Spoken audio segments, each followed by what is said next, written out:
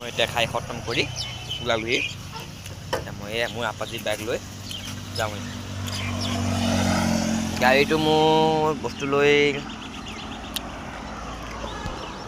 2:30 আহি পাব বোলে। মোৰ 2:30 কল কৰিবা বুলি কৈছে গাড়ীৰ ড্ৰাইভাৰে।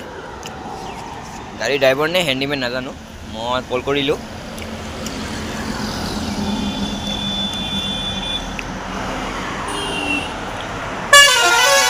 ওলাবহি। এয়া বস্তুটো আহিলে, গাড়ীয়ে দি থৈ গ'ল। কিবাহে আছিলে, খাৰু মাৰ খাৰুৱে আছে। মানে এইটো ল'বলৈ মই 3 ঘণ্টামান ৰৈ গ'ল ইয়াত।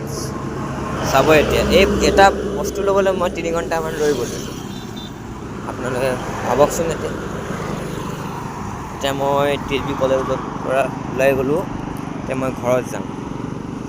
এই মোৰ আপাজি বাইক লৈ ঘৰত গৈ আছোঁ।